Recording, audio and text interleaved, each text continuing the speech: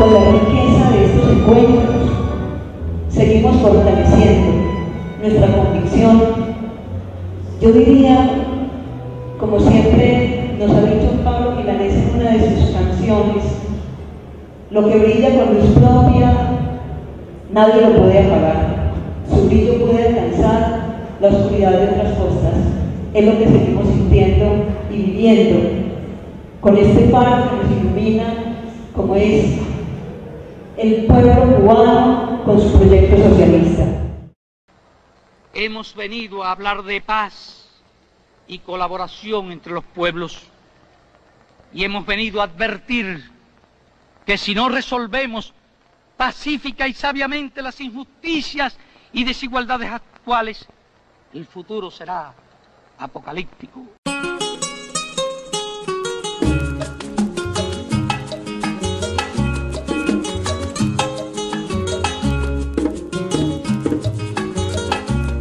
La cultura es la verdad que el pueblo debe saber, para más nunca perder su amor por la libertad.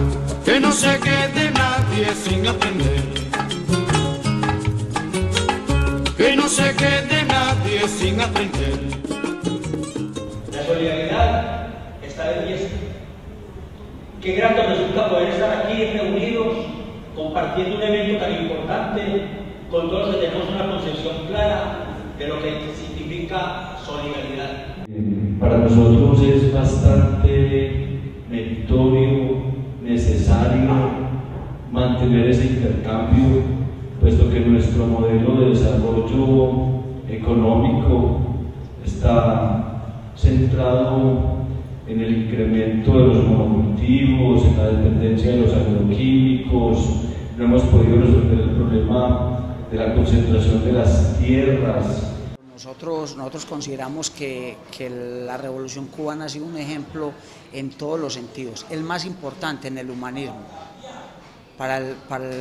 Luego del triunfo de la Revolución, lo primero que se hizo fue identificar cuáles eran las necesidades que tenía el ser humano, necesidades básicas, no para otorgárselas, sino para construirlas. Y por eso fue el primer país de Latinoamérica en declararse analfabeto 100%. Por eso es el país donde el derecho a la salud, el derecho a la educación, el derecho, digamos, a la libre expresión está determinado.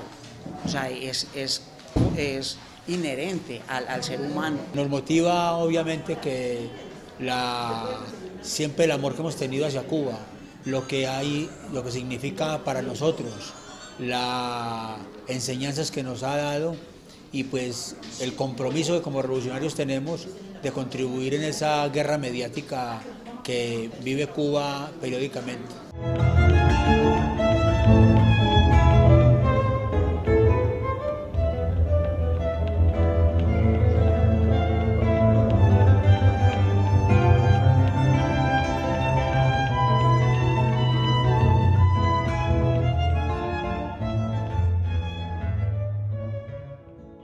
La economía social solidaria, por eso he hablado de las dimensiones, hoy están emergiendo en un contexto y de los años 90, pero es que nuestro país, desde que triunfó la revolución, está haciendo la economía social solidaria porque forma parte de la naturaleza de nuestro sistema social a experiencias más locales, más comunitarias, más territoriales, bueno, que están subiendo, y por eso yo hablaba de los lineamientos.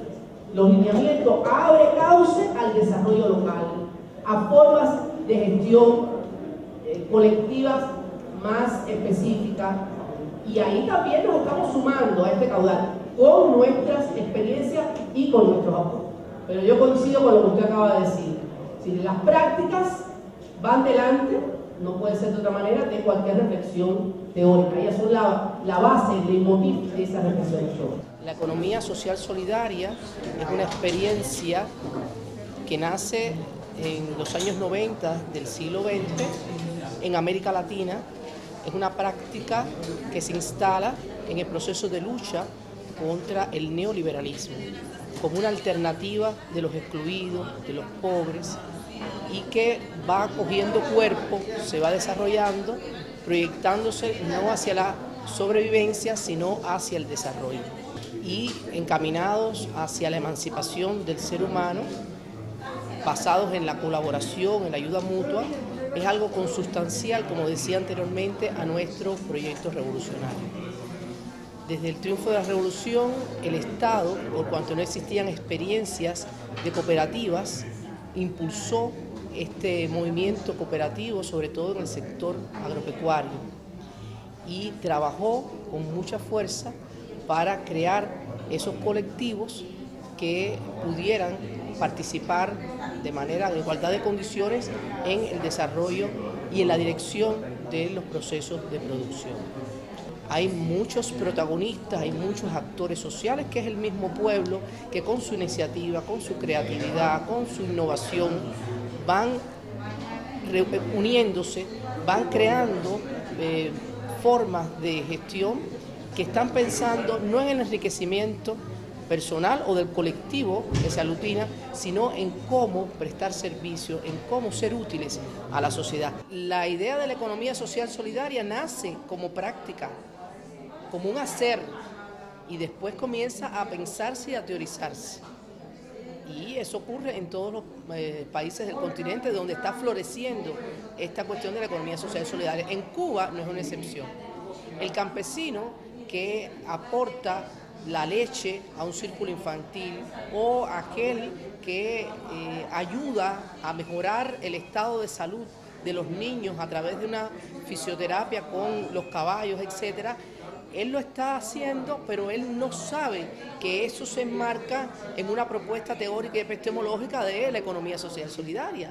Y eso es bien bonito, porque tú lo haces no por una apuesta de algo que se te esté planteando y tú digas, yo voy a hacer esto, sino porque nace. Eso forma parte de la esencia, eso forma parte de la naturaleza del propio sistema. Una rosa blanca en junio como en enero, para el amigo sincero que me da su mano blanca, para el cruel que me arranca el corazón con querer. Canto mi ortiga contigo, una rosa blanca.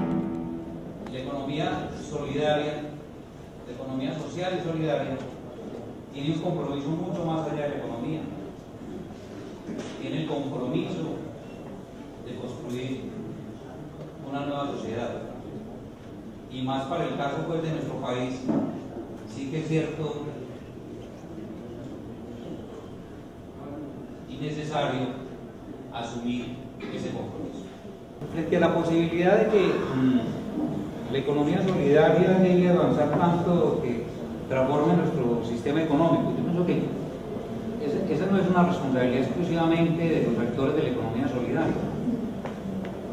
Esa es una responsabilidad que le corresponde a esta sociedad y que coincide pues con muchos de los intereses que tienen amplios sectores de la población de querer tener un país distinto, y que coincide además pues, con fenómenos que vienen pasando en esta América Latina que son esperanzadores.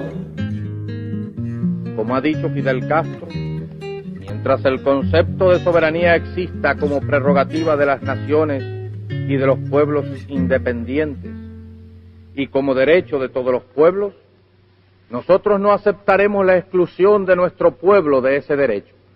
En Cuba se está trabajando para garantizar la soberanía alimentaria. Lógicamente, cuando la cantidad de alimentos tan básicos para nosotros como el arroz, el maíz y algunas otras cuestiones, no logramos en estos momentos, porque yo sé que lo vamos a lograr, no logramos satisfacer las necesidades, lógicamente tenemos que importar porque hay que alimentar a la población.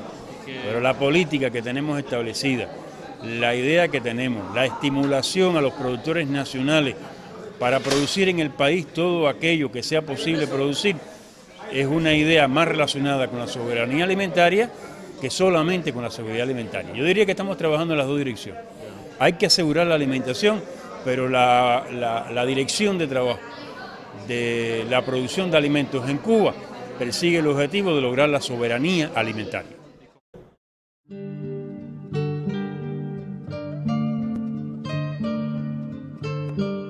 Como sistema general de pensiones está hoy mayoritariamente en nuestro país en manos de aseguradores privados. ahí está, digamos, una gráfica de cómo, digamos, el gran fondo de pensiones que con el que tradicionalmente los colombianos habíamos accedido a la pensión, que era el Instituto Colombiano de Seguro Social, prácticamente ha desaparecido, viéndose reducido a su mínima expresión. Ustedes saben el fenómeno de Colpensiones, que es lo único estatal que sobrevive y que no tiene aportes totalmente estatales, sino que tiene capital privado. De resto, la pensión de los colombianos en este momento está básicamente en manos de fondos prestadores, de fondos aseguradores privados. Tenemos un sistema básicamente que, como ustedes saben, el papel del Estado se ha limitado, según la ley. El papel del Estado debería ser básicamente el de la regulación y el control de los agentes privados que compiten por el mercado de la salud. Sin embargo, los recientes episodios de corrupción y de detrimento del patrimonio público en salud, que ustedes han visto por los medios de comunicación, dan cuenta de que efectivamente el Estado no solamente se retiró de la prestación de los servicios, sino que tampoco está haciendo lo que tendría que hacer, que es esa función de regulación y vigilancia de este mercado de salud. No lo está haciendo, como ustedes han visto, y digamos, eso ha dado lugar al enriquecimiento de particulares. El Estado entonces como ente para controlar los aseguradores, las famosas EPS que nosotros conocemos y que hemos padecido o que padecemos, cuya función principal es realizar la afiliación de la población colombiana digamos, al sistema y recaudar los aportes que los trabajadores colombianos y la población colombiana en general hacen, y los aportes que el Estado también les transfiere por cada afiliado que tiene.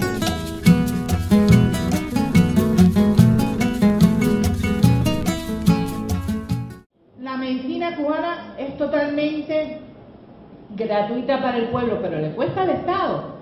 Entonces nuestra población tiene que estar al tanto de los costos de esa salud pública, para que la proteja, para que la cuide, para que sepa lo que tiene en sus manos. Entonces tenemos que trabajar más en esto, darle más conocimiento a nuestra población de lo que cuesta todos los días mantener la salud del pueblo. La investigación y la innovación, 15 de enero de 1960, el comandante en jefe Fidel Castro expresó: el futuro de nuestra patria tiene que ser necesariamente un futuro de hombres de ciencia, tiene que ser un futuro de hombres de pensamiento. El desarrollo científico siempre ha sido voluntad política de la revolución. En los momentos más difíciles del periodo especial se mantuvo la investigación científica y se ampliaron los centros de investigación. ¿Por qué? Porque sí es cierto que la salud pública es un gran saco donde se va echando dinero y no da inmediatamente nada, porque no es productiva de inmediato. Pero esta salud pública garantiza un pueblo sano, un pueblo que puede trabajar, un pueblo que puede ser activo y que puede crear y que puede pensar. Por tanto, es importantísimo mantener al pueblo sano. Pero la solidaridad entre los países del ALBA, hemos podido romper también parte del bloqueo y poder comprar una cantidad de insumos, una cantidad de materiales importantes para desarrollar todos estos centros de investigación. Hoy estamos haciendo cosas interesantísimas, vacunas ya que tienen poder comercial, ya se pueden emplear y que pueden tratar, por supuesto, de mejorar la vida de los pacientes con cáncer de próstata, con cáncer de pulmón y otros tipos de patologías. Sí.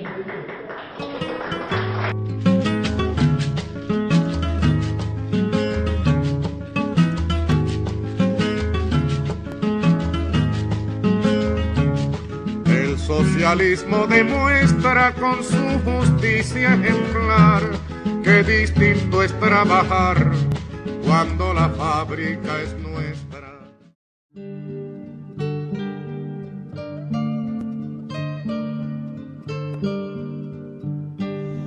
Vivimos tiempos muy convulsos.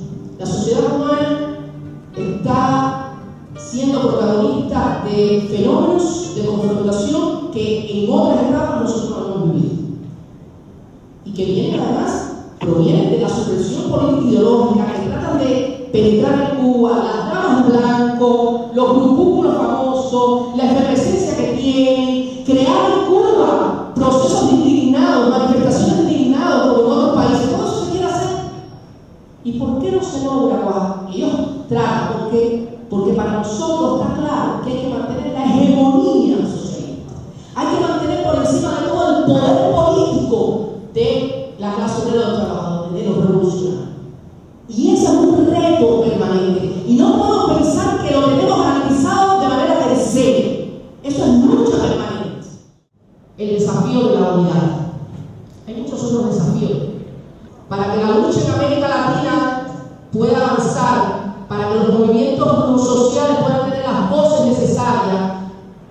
y que se hacen esas voces con fuerza, hace falta la unidad. Para que el continente latinoamericano pueda enfrentarse realmente con posibilidades de tener determinados resultados positivos a ese gigante del norte, hace falta la unidad.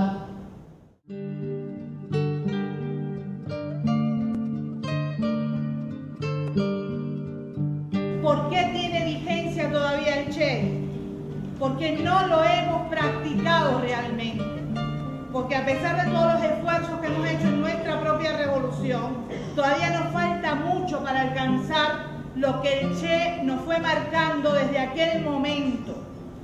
Fallamos en algunas cosas, olvidamos otras, dejamos de practicarlas y hoy estamos con serios problemas en algunos de estos aspectos porque nos los advirtió desde ese momento, que teníamos que trabajar mucho más con los jóvenes, que teníamos que trabajar mucho más con el ser humano. Muchas veces nos vamos a la rentabilidad, a las cosas que obtenemos desde el punto de vista económico, pero no hay economía sin ser humano y no hay economía sin conciencia social. Y eso se tiene que formar en una sociedad socialista sobre todo, porque es muy importante para mantener los principios y para poder seguir desarrollando esa sociedad. El Che tiene una característica importantísima, es un hombre muy coherente, decía lo que pensaba sin temor de ningún tipo, pero además hacía lo que decía. Nunca hubo una contradicción en lo que él decía y lo que él hacía. Hay personas que dicen, ¿por qué se fue a Bolivia? ¿Qué pasó? Señor, si usted es una persona con sueños de libertad, de independencia, de soberanía, de unidad latinoamericana, usted no le puede decir a otra persona que haga realidad sus sueños. Tiene que ir usted a hacer realidad esos sueños. Y eso fue lo que hizo el Che con el grupo de compañeros que lo acompañó. No podemos predecir el futuro, pero jamás debemos ceder a la tentación claudicante de ser los abanderados de un pueblo que anhela su libertad, pero reniega de la lucha que ésta conlleva y la espera como un mendrugo de victoria. El abogado de Tenés casi llora y no podía creer esa condena de Tenés. Nosotros le decíamos, usted lo hizo bien, esto es un problema político, es a Cuba. Aquí no se están condenando 5 hombres, se está condenando la dignidad de Cuba, la resistencia de Cuba, el que no nos han podido poner de rodillas, y usted lo hizo bien. Pero era difícil para esos abogados pensar que habían perdido un juicio como ese, un juicio que en todo el transcurso era un juicio ganado, porque no habían pruebas contra ellos. Y esa es la situación. Ellos, los 5, siempre digo que son los mejores hijos de mi padre, los que expresaron mejor ese amor a su pueblo, esa voluntad de entregar lo mejor de sí para poder proteger a cada uno de nuestros hijos, a cada uno de nuestros ancianos, a cada una de nuestras mujeres y a cada uno de nuestros hombres. Estos 5 hombres representan quizás lo más puro, lo más limpio, lo más fuerte y hermoso de un pueblo. Y por eso luchamos por su libertad en cada momento, en cada lugar donde nos paremos. Y me honro decir que me siento su hermana, la hermana de cualquiera de ellos y de todos ellos, porque son los mejores hijos de nuestra patria. Puede que tu carne humana no resistiera el acero, pero el acero tampoco puede resistir tu ejemplo. Sacamos esta pulserita que la hicimos porque los 5 lo están reflejando en flores amarillas, en moños amarillos. Entonces hicimos esta pulsera rosas amarillas por los 5, solo quitándola hasta el momento que salgan todos. ¿Qué soy? Sino tu sonrisa acrisolada, tu mirada firme y combativa, tu andar soberano y temido por los cobardes de ayer y de hoy. ¿Qué soy? Sino tu palabra con filo, tu ejemplo, comandante, tu ternura de amigo. ¿Qué soy? Sino tu sombra, la sangre de tu sangre, el abrazo de la guerra contra infames y enemigos. ¿Qué soy? Sino tu imagen, comandante, a 35 años de verte renacido. Hasta siempre, che comandante amigo. Ramón Labañino Salazar, prisión de Estados Unidos, Texas.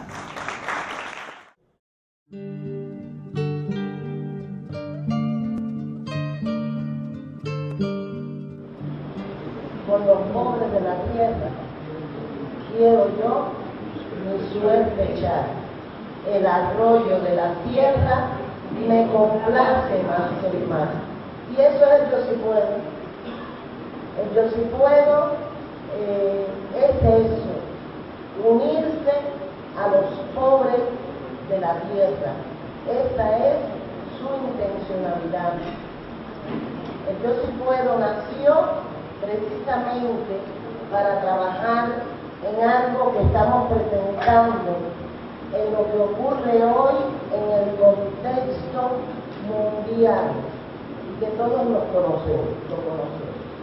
Quisiera leer unas breves palabras de un libro de Francisco Jaramillo, un venezolano, y el pequeñito libro se llama El maestro visto a través de los cuentos. Dice: cuando llegó a oídos del maestro la noticia de que un bosque cercano había sido destruido por el fuego, movilizó inmediatamente a sus discípulos. Debemos replantar los cedros, les dijo el maestro. Los alumnos dijeron: los cedros. Pero si los cedros tardan casi 2000 años para crecer, entonces el maestro le dijo: tenemos que comenzar de inmediato. El analfabetismo no es más que discapacitar a un ser humano para comunicarse de forma escrita, poder funcionar en la sociedad y contribuir a transformarla, hacer una vida activa, tanto política, social como económica. La causa fundamental del analfabetismo no es pedagógica, es eminentemente de orden social, de política. Por eso decimos que es multicausal. Causas políticas, económicas y sociales hacen que exista el analfabetismo. El Yo Sí Puedo es un programa bidireccional. ¿Qué queremos decir con esto? Que con este programa método de alfabetización resolvemos o pretendemos resolver dos problemas. Uno, la capacitación de todo aquel personal que desea incorporarse a alfabetizar. Dos, alfabetizar a las personas que lo deseen de forma voluntaria.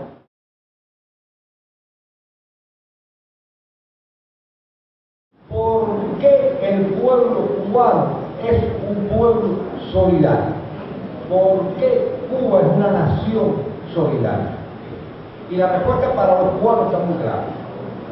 Nosotros, en una perspectiva histórica, hemos sido objeto de la solidaridad del mundo común. La Revolución triunfa con un camino de esperanza con un camino de realizaciones, con un deseo de ejecutar sueños que inmediatamente comienzan a verse truncados por la acción del gobierno de los Estados Unidos. Muy rápidamente, después del triunfo de la revolución, el gobierno norteamericano decidió que el ejemplo de Cuba no podía sobrevivir en el continente. Y comenzaron las acciones contra Cuba. Yo no voy a detenerme, porque es sobra conocido por todos ustedes, la historia de las agresiones de Estados Unidos contra nuestro país. Pero se dieron en diferentes terrenos y se dan en diferentes terrenos.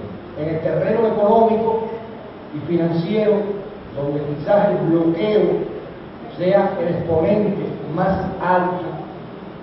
Se da la agresión en el terreno militar directamente, quizá la playa Girón, y la lucha contra bandidos fueron los ejemplos más sobresalientes de ese proceso. Otra arma contra Cuba, que sigue siendo hoy una arma muy utilizada del enemigo, que es la desinformación sobre la realidad cubana. Yo evalúo, pienso que en la mentalidad de los norteamericanos está que si un ejemplo no puede trasladarse, tratemos de que la gente lo vea distinto. Existen más de 2.000 instituciones de solidaridad con Cuba en 151 países del mundo. 194 países registrados en Naciones Unidas, en 151 países del mundo hay organizada un movimiento de solidaridad con Cuba. En Estados Unidos, 179 organizaciones, lo que a los cuales nos enseña lo que desde hace mucho rato aprendimos, que una cosa es el gobierno norteamericano, una cosa son los gobernantes y otra es el pueblo. Por eso nunca ustedes van a oír de parte de ningún cubano una expresión de odio ni de rencor hacia el pueblo norteamericano. Para nosotros, los que vivimos al sur del río Bravo, cualquiera de las patrias americanas es nuestra y sobre cualquiera de ellas podemos dar nuestra sangre en la seguridad de que estamos luchando por nuestra patria. Una cosa pequeñita que se llama libertad. Vamos hacia el socialismo, adelante compañeros. Siempre adelante compañeros. Siempre adelante